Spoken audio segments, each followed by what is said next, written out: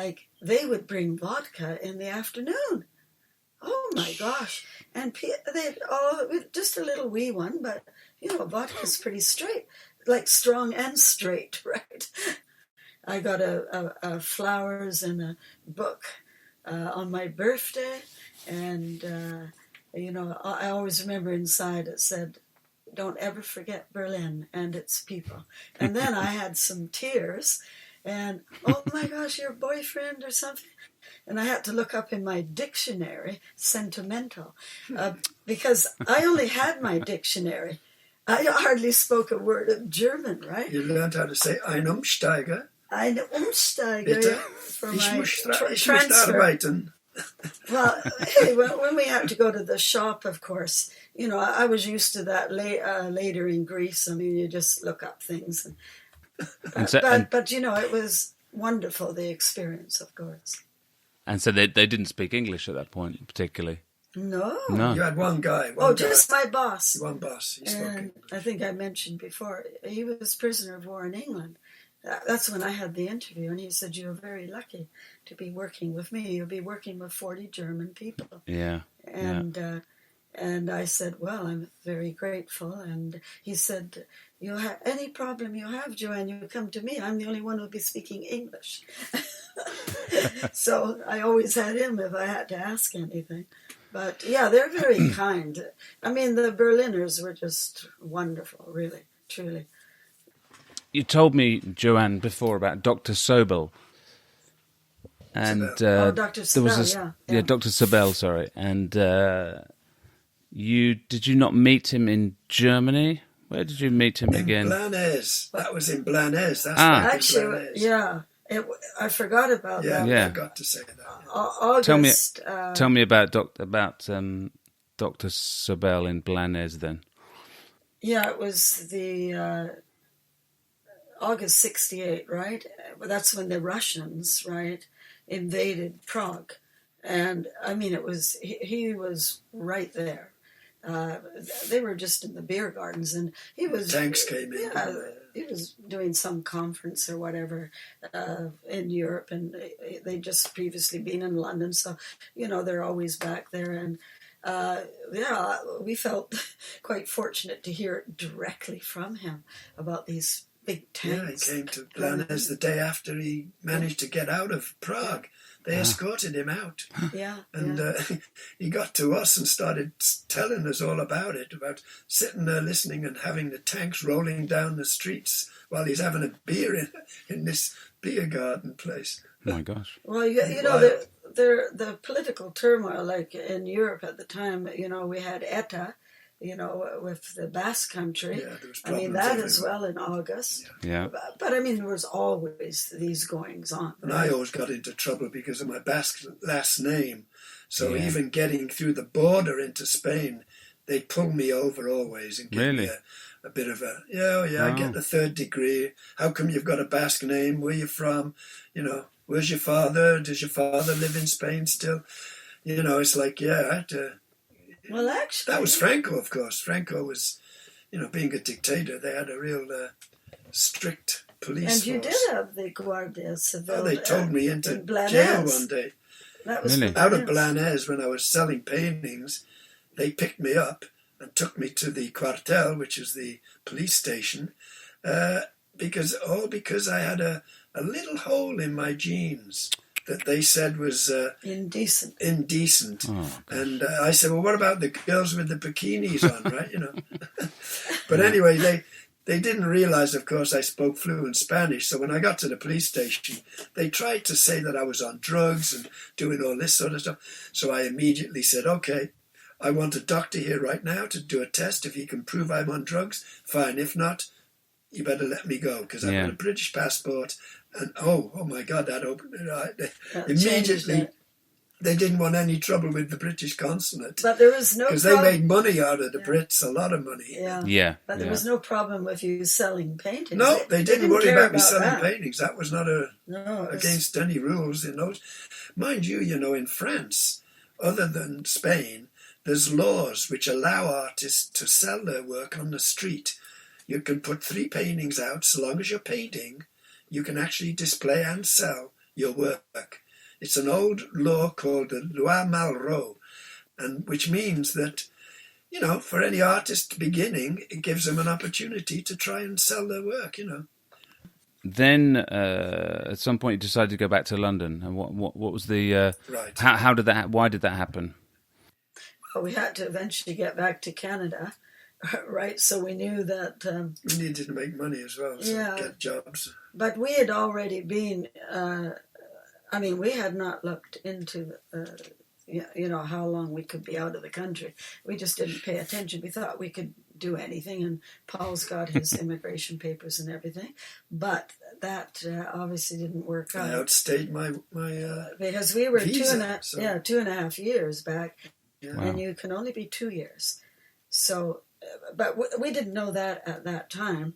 It was just, of course, eventually I have to go back to Canada. I haven't seen my parents for a couple of years, so I had to re-emigrate. So Joanne left Berlin back to London, and I stayed to try and work and make a bit more money. Yeah. So I stayed and an extra 10 days or whatever, and then hitchhiked back to London. Yeah, and, I took the train. That's when we both got a place in Putney and started working, and you were working then for... I worked for the Irish Export Board, and I worked for Strand Cosmetics, Yeah. colour matching. So that was an interesting job. Now that sounds... all the previous jobs that you've had before don't quite sound like they have any artistic element at all, this possibly could had an have. artistic element. So colour matching, what was that? colour Colour matching colour lipsticks matching. and shades of this. Lipsticks and shades of eyeshadows and matching them up. And I could do it better than most of the guys who... It was a job to do it. So because of the artistic nature of it, So that was another 6 months in London. Yeah. No, it was 9 months. 9 months, sorry. 9 Because months. it was roughly from...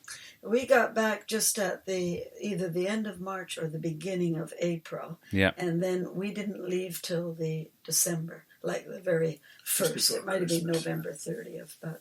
And the aim was to go back We were to... planning on going to... Joanne was planning a trip to South America. We were going to go to...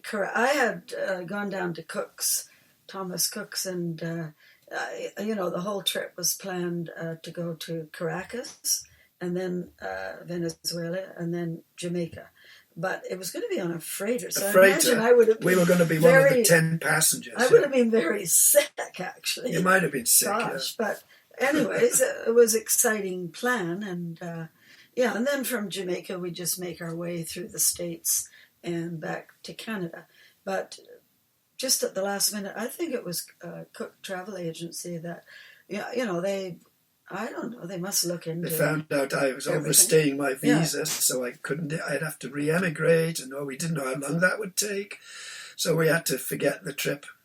Well, Right. and then you couldn't even get back into Canada. Couldn't even for get back in Canada. 6 more months, but I don't know if I mentioned this before. But anyways, then I said, okay, I got to phone my father. Surely he can say he's just, he's got work for you at the plant or whatever. And so I phoned my father, and he's in the States. And I say to my father, have you got one of your business Nanomi letterheads? Yeah. Oh, yeah. You got a typewriter, Father, close by? Yeah. Look, you want us to be back for Christmas? Yeah, that's what's planned. And I said, well, you got to write a letter to say you've hired Paul and send it fast, like the special post. And even then, actually, 3 days. So here we get this letter. You had an appointment 5 days later. Yeah, Anyways, yeah, he goes in with that letter. Immediately, no problem. Joanne, your first trip to Europe, and there's quite a contrast between Canada, an enormous country, nothing compared to the density and the surprises you would find coming around Europe. How did that feel in a summary? Because there you are, you've spent 2.5 years in Europe in a pretty dense. 3 months living somewhere and then moving on. That's quite short periods as well. So you must have been. That's quite a lot to take in. It was like there was never enough.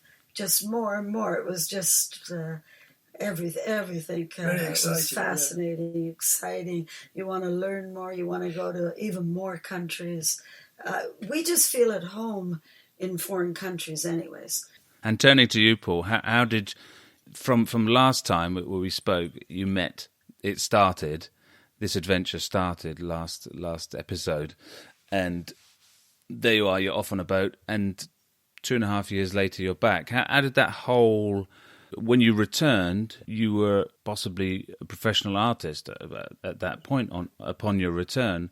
How did that feel, that whole circle of transformation? And yeah, well, it's at that point I started to realize, of course, that I could make a living in the art world, and that gave me a lot more confidence, of course, to be able to sell paintings and paint what I wanted and get into larger canvases. And getting out and selling paintings is an opportunity to travel. It makes traveling much more easy and more adventurous. Well, it's great to hear. It's great to hear because it's a really important period in your life, because it seems like a very densely concentrated period in which you realised, okay, this is the way it's going to be, and I think we can keep forever. Going. Yeah, forever. Yeah, forever and ever. Yeah. Excellent to hear from you two today. It'd be interesting to hear about the gallery and what happens in Vancouver on the next episode.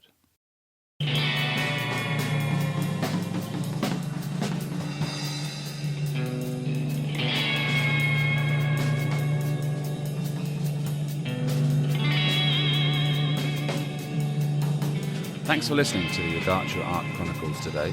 Hope you enjoyed hitching a ride with Paul and Joanne around late 60s Europe. Join us next time to find out how the two set up the Apollo Art Gallery and also tied the knot. If you enjoyed today's episode, please share our links with others on social media or leave a review. It really helps. This episode was recorded and edited by me, Ed Hoskin, and was produced by Paul Ygartua and myself. Music was by Hoskin and Clark. See you next time.